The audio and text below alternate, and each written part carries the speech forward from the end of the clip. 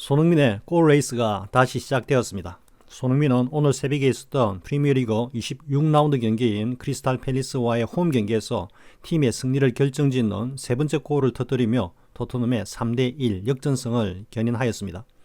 손흥민의 이번 골은 절묘한 타이밍에서 상대 수비 라인을 깨고 이어서 간결한 오른발 슈팅으로 중거리 폭골을 팰리스의 골네트 구석에 꽂아 넣은 손흥민의 전매 특허인 라인 브레이킹에 이은 원샷 원킬의 환상적인 골이었습니다.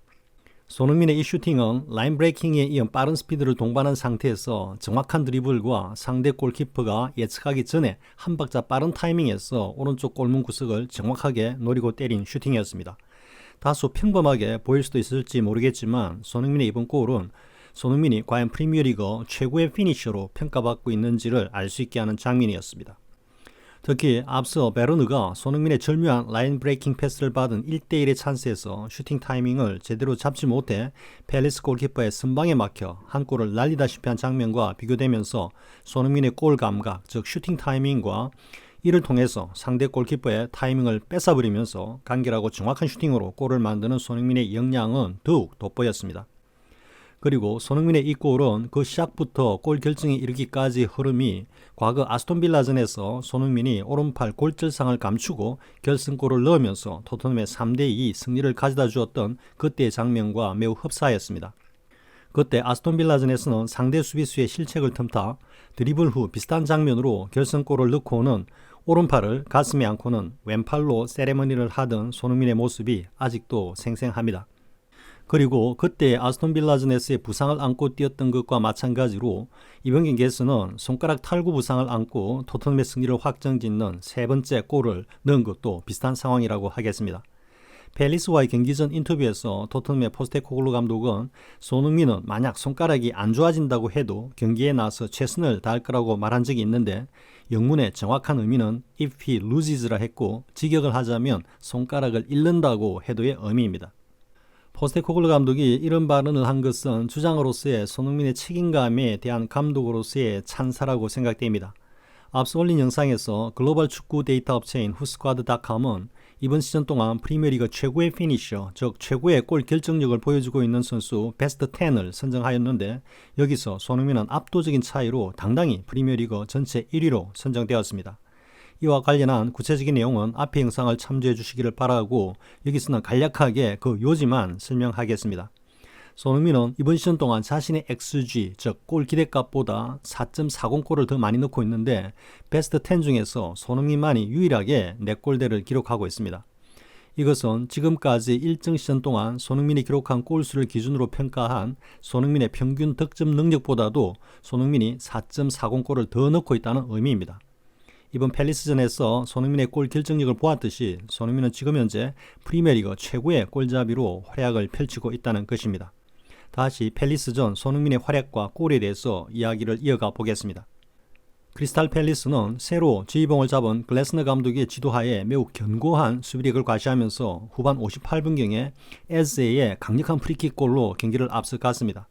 반면에 토트넘은 베르느의 결정적인 1대1 찬스가 무산되고 손흥민의 감각적인 슈팅이 골포스트를 맞고 나오는 불운이 겹치면서 후반전 늦은 시간대까지 패색이 드리워지는 경기였습니다. 손흥민은 이 슈팅 외에도 중앙 원탑으로 박스 안팎을 날카로운 패스와 감각적인 볼터치를 보여주면서 토트넘의 공격을 이끌었지만 팰리스의 견고한 수비력에 번번이 무산되곤 하였습니다. 그러다 후반 77분경에 그때까지 팰리스 수비진의 거의 단 한 번의 실수라고 할 수 있는 플레이가 나왔고 이를 포착한 브래넌 존슨이 반대편 박스 안을 달려들어오고 있던 베르네에게 그라운드 볼로 크로스를 찔러주었고 베르너는 가벼운 원터치 골을 만들어내면서 동점을 만드는 동시에 자신의 프리미어리그 데뷔골을 기록하였습니다. 그리고 팰리스 수비는 이 실점으로 인해 조직력이 흔들리기 시작했고 이를 틈타 토트넘은 후반 80분경에 메디슨의 크로스를 수비수인 로메로가 헤드골을 성공시키면서 2대1로 역전을 만들어내었습니다. 역전을 당한 시점에서 후반 인저리 타임을 포함해서 거의 20분 가까이 시간이 남아있었기 때문에 팰리스는 실점을 만회하기 위해서 경기 내내 라인을 내려서 안정적인 수비 축구를 견제하던 모습에서 라인을 올려서 적극적으로 공격에 비중을 두는 전술로 전환하였습니다. 그리고 이렇게 라인을 올려서 공격적인 전술로 나온 팰리스의 뒷공간을 손흥민은 그림 같은 라인 브레이킹으로 무너뜨리고 간결하지만 마치 벼락과도 같은 한 타이밍 빠른 슈팅으로 팰리스의 골네트를 갈라버렸습니다. 이번 팰리스전에서 보여준 손흥민의 라인 브레이킹에 이은 원샷 원킬은 이전에 무리뉴의 그 유일한 공격 패턴이라고 할 수 있을 정도로 손흥민과 토트넘의 공격의 증가의 보도였고, 당시에 유럽 축구계는 손흥민의 이 역량은 유럽 최고라고 찬사를 보냈습니다. 이처럼 라인을 올리는 팀들, 특히 맨시티, 리버풀 등과 같은 적극적인 공격 축구를 하는 최고의 빅클럽들이 손흥민에게 속절없이 골을 허용하는 것도 바로 손흥민의 이러한 역량이 프리미어리그 최고 수준의 수비수들도 감당하기 어려운 수준이라는 것을 증명하고 있는 것입니다. 그리고 이번 팰리스전이 매우 의미가 있는 것은 손흥민이 이와 같은 플레이로 골을 기록하기 전까지는 후반 53분경에 팰리스의 골대를 맞춘 슈팅 외에는 이렇다 할 활약을 보여주지 못했다는 생각이 들 수도 있지만, 실제로는 중앙 원탑 스트라이커로 손흥민의 활약은 이른바 웰라운드 플레이라고 평가할 수 있을 정도로 다양하면서도 위력적인 플레이를 보여주었다는 것입니다. 그 중에서도 특히 눈에 띄는 것은 히살리송과 비교해 볼 때 특히 두드러지는 것으로, 히살리송은 주로 박스 안에서 패스를 기다리면서 골을 노리는 플레이를 하는 반면 손흥민은 박스 안팎을 드나들면서 동료들과의 연계 플레이를 통해서 찬스를 만들어주고 있다는 점입니다. 이번 팰리스전에서도 손흥민은 박스 안팎에서 강길한 볼 터치를 통해서 동료 공격수에게 슈팅 찬스를 다수 만들어 주었고, 미들로 내려올 때면 역시 강길하고 정확한 패스로 공격의 스피드를 높여주는 모습을 보였습니다.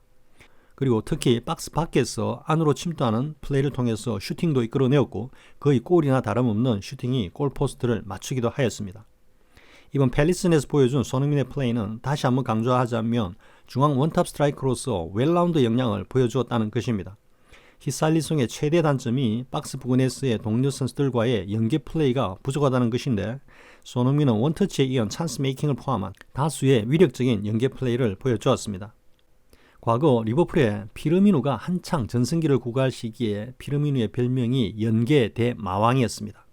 피르미누는 자신의 골 스탯은 그렇게 높지 않았지만 좌우의 윙포드인 마네와 살라의 골을 연계하는 플레이로 리버풀의 전성기를 구가했고, 당시 피르미누의 몸값은 손흥민이 당시에는 비록 저평가되고 있긴 했지만 손흥민보다 높게 평가되었습니다.